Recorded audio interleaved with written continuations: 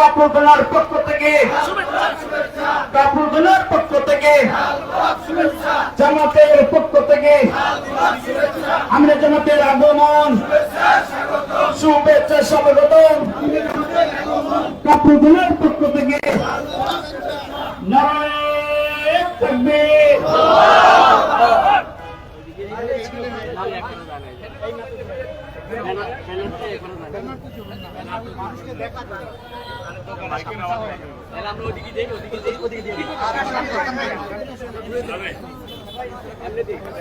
এটা একটা সরান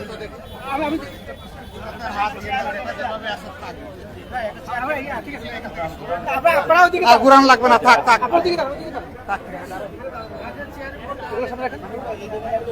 আসসালামু আলাইকুম ওয়া রাহমাতুল্লাহ। সম্মানিত এলাকাবাসী, আলহামদুলিল্লাহ আমরা অত্যন্ত সৌভাগ্যবান।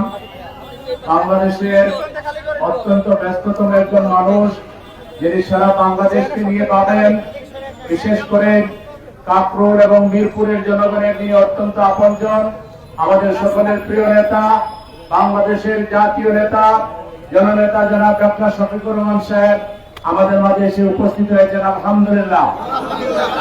আমরা সংক্ষিপ্ত ভাবে তার কথা শুনব। জামাত ইসলামীর কর্মসূচি সম্পর্কে, জামাত ইসলামীর সম্পর্কে, এলাকাবাসীর ব্যাপারে তিনি কথা বলবেন। এই পর্যায়ে আমরা সুশৃঙ্খল ভাবে সবাই তার কথা শুনবো। পিছনে সামনে কেউ কথা বলতে পারবেন না, রাস্তা ওপেন থাকবে।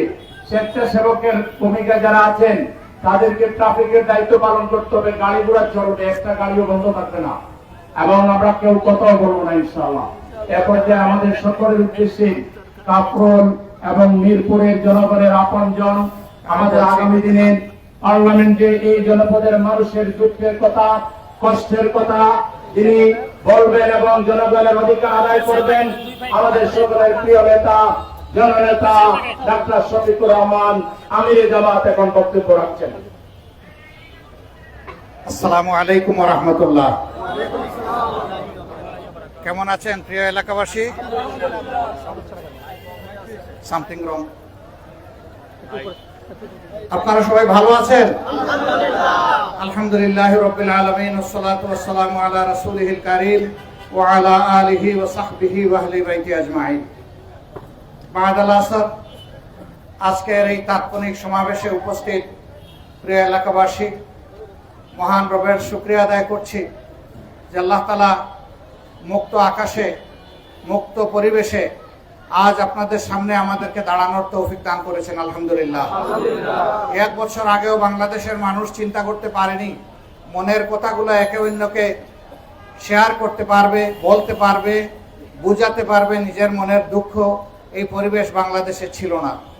আমরা নির্যাতিত হয়েছি, সারা জাতি কেঁদেছি নীরবে, করেছি প্রতিবাদ, করেছি হরতাল, করেছি সংগ্রাম, কিন্তু জগদ্দল পাথর আমরা সরাতে পারিনি। 15.5 বছরের মাথায় আমাদের কলিজার টুকরা সন্তানগুলো তারা যখন জীবন বাজি রেখে রাস্তায় নেমে আসলো, আমরাও সবাই তাদের পাশাপাশি রাস্তায় নেমে আসলাম। তখন যে ফেসিবাদ ধারণা করেছিল যে বাংলাদেশ থেকে কখনো তারা বিদায় নেবে না, তারা সকল দলকে, মানুষকে উপহাস করে, ঠাট্টা মস্কারা করে কথা বলতো, গর্ব অহংকারে ফেটে পড়ত, আল্লাহ তাআলা বালির বাঁধের মতো তাদের ক্ষমতাকে তছনছ করে দিলেন এবং তারা শেষ পর্যন্ত দেশ ছেড়ে অন্যত্র পালিয়ে গেল। পালিয়ে গিয়েও যদি আমাদেরকে একটু শান্তি দিত তাহলে খারাপ ছিল না। এক জায়গায় এক চুর ছিল, মানুষকে খুব জ্বালাতন করত। তো সেই একদিন গ্রামের সমস্ত মুরব্বীদেরকে ডেকে বলল যে আমি তো সারা জীবনভর আপনাদেরকে বড় কষ্ট দিয়েছি, আপনাদেরকে আমি প্রতিশোধ নেওয়ার জন্য আমার উপর থেকে আমি অনুরোধ করে যাব। সবাই তো অবাক, সে আবার প্রতিশোধ নেওয়ার কথা বলতেছে। জিজ্ঞেস করলো কিভাবে প্রতিশোধ নেব? বলে দেখো, আমি যতদিন জীবিত আছি আমি কিন্তু তোমাদেরকে জ্বালাতন করব। আমি যখন মরে যাব তখন আমার লাশটা ওই রাস্তার বড় গাছের ডালে ঝুলিয়ে রাখবা, আর যাওয়ার সময় ওখানে একটা ঢিল ছুড়বা। তো মানুষ বুঝলো যে না, ঠিক আছে, একটা পথ পাইছি। ও মারা গেল, ঝুলিয়ে দেওয়া হলো, ঢিল ছুটতে লাগলো। থানা পুলিশ খবর পেল, ফিরে এসে সারা গ্রামের সমস্ত পুরুষদেরকে বেঁধে ফেললো। তোমরা একটা মানুষ যত খারাপ হোক, মরার পরে তার উপর দিল ছুটতে পারো না। এখান থেকে কি শিক্ষা পেলাম? শিক্ষা পেলাম জীবদ্দশায় মানুষকে যে নির্যাতন করেছে, মরার পরেও নির্যাতনের ব্যবস্থা করে গেছে। আওয়ামী লীগ পালিয়ে গেছে কিন্তু শান্তি দেয় না। আজকে ওই আনসার বাহিনী, কালকে ওই বাহিনী, কালকে ওই বাহিনী, এগুলার নামে বিভিন্ন সময় ফুসফাস করে। তারা কি বুঝে না? তারা বাংলাদেশের আপামার জনতার বিরুদ্ধে সেদিন অস্ত্র ধরেছিল। তারা কি বুঝে না ১৫০০-এর কম বেশি আমাদের কলিজার সন্তানদেরকে তারা শেষ করে দিয়েছে? তারা কি বুঝে না ২৪,০০০-এর মতো যুবক যুবতীকে জীবনের তরে পঙ্গু করে ফেলেছে? তারা কি বুঝে না হাজার হাজার মা বোনের কান্না এখনো থামে নাই? তারা কি বুঝে না তাদের অস্ত্রের আঘাতে যারা বুলেট ইঞ্জুরি নিয়ে পিঠে মেরুদণ্ডে আঘাত পেয়েছিল, তারা আজকে অবশ হয়ে, প্যারালাইজ হয়ে হাসপাতাল কিংবা নিজের বাড়ির বিছানায় কাতরাচ্ছে? এ মানুষগুলো কি তাদেরকে ক্ষমা করবে? তাই আজ জনতার দাবি, অত্যন্ত ন্যায্য দাবি, যে সমস্ত খুনিদের বিচার নিশ্চিত করতে হবে। সেই সাথে এরা 15.5 বছরে সমাজের সকল স্তরে যে সমস্ত জঞ্জাল সৃষ্টি করেছে তাদের অপকর্মের মাধ্যমে, এইগুলার প্রয়োজনীয় সংস্কারও সাধন করতে হবে। এই দুইটা করার পরে জনগণ নির্বাচন চায়। নির্বাচন পাওয়া জনগণের অধিকার, এটা কারো দয়ার দান নয়। কিন্তু নির্বাচনটা হতে হবে এমন নির্বাচন, যেই নির্বাচনে জনগণ তাদের মনের পছন্দের প্রার্থী এবং দলকে স্বাচ্ছন্দ্যে ভোট দিয়ে তার রেজাল্ট নিশ্চিত করতে পারবে। জনগণের ইচ্ছার বিরুদ্ধে কোনো পেশি শক্তি কিংবা কালো টাকার খেলা চলবে না। অতীতের নোংরামি ভবিষ্যতে জনগণ দেখতে চায় না। যেই জনগণ জুলাই আগস্টে ফ্যাসিবাদকে বিদায় দিয়েছে, সেই জনগণ আগামীতে সেই কালো হাত আর কালো টাকা নিয়ে নির্বাচনে কেউ প্রভাব বিস্তার করতে আসলে তাকে রুখে দিবে ইনশাআল্লাহ। প্রিয় দেশবাসী, আমরা এমন একটি বাংলাদেশ চাই যেই বাংলাদেশে সমাজের সকল ক্ষেত্রে ন্যায় বিচার সুনিশ্চিত হবে। আমরা এমন একটি বাংলাদেশ চাই যে বাংলাদেশের একটি কর্মক্ষম যুবক যুবতী কিংবা সক্ষম মানুষ বেকার থাকবে না। আমরা এমন একটি বাংলাদেশ চাই যেই বাংলাদেশে কেউ আর সমাজের দুঃশাসনের তাণ্ডব চালানোর চিন্তা করবে না। আমরা এমন একটি বাংলাদেশ চাই ব্যবসায়ীরা ব্যবসা করতে গিয়ে কোনো চাঁদাবাজের সাথে তাদের মোলাকাত হবে না। আমরা এমন একটি বাংলাদেশ চাই যেই বাংলাদেশে কেউ অবৈধ দখলদারির কুচিন্তা করতে পারবে না। আমরা সেই বাংলাদেশটি গড়তে চাই। আমরা সাম্যের বাংলাদেশ, আমরা মানবিক বাংলাদেশ গড়তে চাই। আর ওই বাংলাদেশটি গড়ার জন্য আল্লাহর কোরআন এবং রাসূল মুহাম্মদ সাল্লাল্লাহু আলাইহি সাল্লামের মাদানী নেসাব লাগবে। এর বাইরে কোনো সমাধান নেই। আমরা সেই সমাধানে, সেই পথেই আমরা সারা জাতি একসাথে হাঁটবো। এবং আমরা অতীতে বহু দলকে সুযোগ দিয়েছি, দেখেছি তারা কি করেছেন, কি করতে পারেন। এই জাতির একটা হিসাব নিকাশ হয়ে গিয়েছে। এবার ইনশাআল্লাহ কোরআনের রঙে আমরা বাংলাদেশকে রাঙাবো ইনশাআল্লাহ। আল্লাহ যেন এই তৌফিক আমাদেরকে দান করেন। এই কাজে আমি বিশেষভাবে আমাদের যুব সমাজকে এগিয়ে আসার আহ্বান জানাবো। কারণ কোন সমাজে পরিবর্তন হবে না যেখানে যুব সমাজ এগিয়ে আসবে না। এই জন্য সমাজকে গড়তে হলে যুব সমাজ লাগবেই। নবী করিম সাল্লাল্লাহু আলাইহি সাল্লাম যে মহা বিপ্লব সাধন করেছিলেন, তার মূল নিয়ামক শক্তি ছিল যুব সমাজ। আমাদের যুবকেরা আলহামদুলিল্লাহ তাদের সৎ সাহস আছে এবং তারা সমাজের ভালো কামনা করে। তারা একটা কল্যাণ রাষ্ট্রের রূপ দেখতে চায়, তারা একটা বৈষম্যহীন রাষ্ট্র দেখতে চায়। যুবকরা তোমরা এগিয়ে আসো, আগামীর বাংলাদেশ আমরা তোমাদের জন্য তৈরি করে তোমাদের হাতে তুলে দিতে চাই। এই কাজে আমরা গোটা দেশবাসীর দোয়া চাই, পরামর্শ চাই, সাহায্য চাই। ভুল করলে আপনাদের সমালোচনাও চাই, যাতে আমরা ভুল পথে না হাঁটি, জাতিকে নিয়ে সঠিক রাস্তায় আমরা চলতে পারি। সেই তৌফিক আল্লাহ তাআলা যেন দান করেন। এখানে কোনো ব্যক্তি কিংবা দলের প্রতিষ্ঠা আমাদের উদ্দেশ্য নয়। আমাদের উদ্দেশ্য হচ্ছে আল্লাহর কোরআন এবং নবী করিম সাল্লাল্লাহু আলাইহি সাল্লামের শাসন প্রতিষ্ঠা করা। কোরআন আছে, নবী করিম সাল্লাল্লাহু আলাইহি সাল্লাম নাই, কিন্তু তার সুন্নাহ তিনি আমাদের কাছে আমানত রেখে গেছেন। সেই কোরআন সুন্নাহর আদলেই বাংলাদেশ আগামীতে পরিচালিত হবে ইনশাআল্লাহ। আমরা তৈরি হই, প্রস্তুত হই, আল্লাহ রাব্বুল আলামিন আমাদেরকে কবুল করেন। এই এলাকা সম্পর্কে আমার একটা ক্ষুদ্র কথা। অতীতে আপনাদের অন্তরে অনেক ব্যথা ছিল, আশঙ্কা ছিল, আতঙ্ক ছিল, সন্ত্রাস ছিল।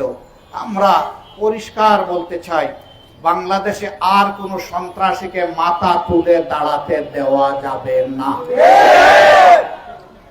সন্ত্রাসের বিরুদ্ধে গোটা জাতি হাতে হাত মিলাইয়া লড়াই করব আমরা ইনশাআল্লাহ।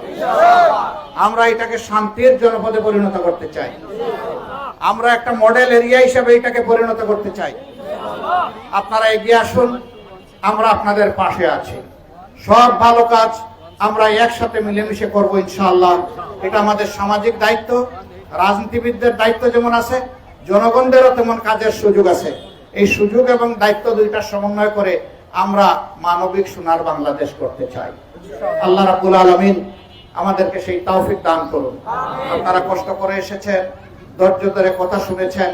আল্লাহ তাআলার দরবারে দোয়া করি, আল্লাহ রাব্বুল আলামিন আপনাদের সকলকে, সকলের অন্তরকে তার ভালোবাসার জন্য খুলে দিন।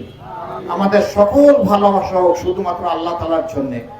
আর আল্লাহ তাআলার জন্য যে ভালোবাসা হবে ইনশাআল্লাহ, সেই ভালোবাসা আমাদেরকে দুনিয়ায় সম্মান দেবে, শান্তি দিবে, মর্যাদা দেবে এবং আখিরাতে আল্লাহ তাআলার কাছে আমাদেরকে মুক্তির জন্য ব্যবস্থা করে দেবে। সম্মানিত ভাইয়েরা, আমরা সেই বাংলাদেশটি গড়ব যেখানে ঘর থেকে বের হওয়ার পর কোনো মাকে, বোনকে, মেয়েকে তার জীবন, তার ইজ্জত, তার সম্পদ নিয়ে আমাকে আতঙ্কে ভুগতে হবে না। ঘরেও তারা নিরাপদ, চলাচলেও নিরাপদ, কর্মস্থলেও নিরাপদ। সেই রকম নারী পুরুষ সকলের জন্য একটি নিরাপদ বাংলাদেশ আল্লাহ তাআলা গড়ার তৌফিক আমাদেরকে দান করুন। সবাইকে ধন্যবাদ, আন্তরিক কৃতজ্ঞতা। আসসালামু আলাইকুম ওয়া রাহমাতুল্লাহ। আল্লাহ হাফেজ। বাংলাদেশ জিন্দাবাদ, বাংলাদেশ জামাত ইসলামী জিন্দাবাদ।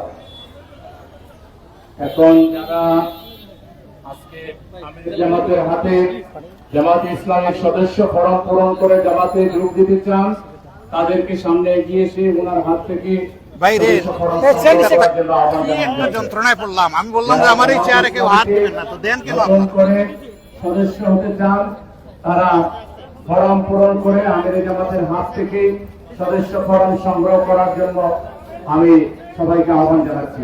যারা আগে থেকে পূরণ করে ফেলেছেন তারা পিছনে চলে যান, নতুনরা সামনে আসেন। নতুন যারা তারা সামনে আসবেন, পুরাতনরা আপনারা পিছিয়ে থাকবেন, একটু সরে থাকবেন, যাতে নতুনরা সহজে আমির জামাতের কাছে আসতে পারে ইনশাআল্লাহ। আলহামদুলিল্লাহ।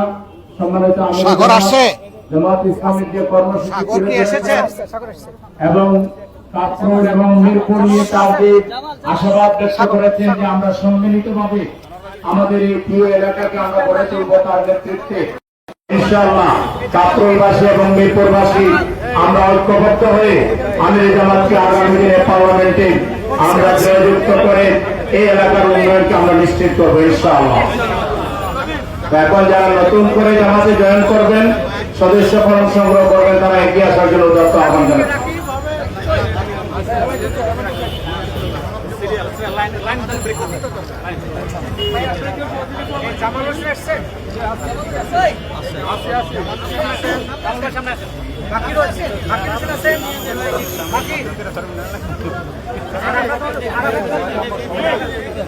নতুন বাজারে পড়াবে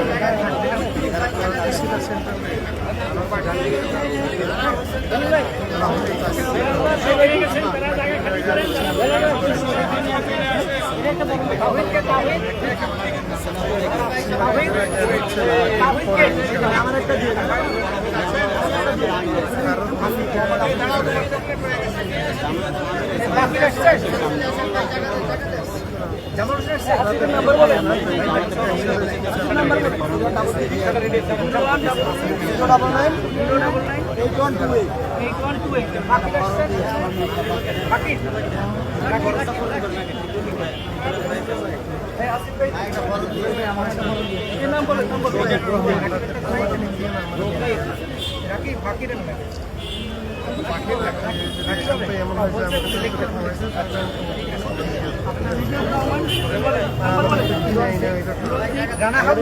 টাকা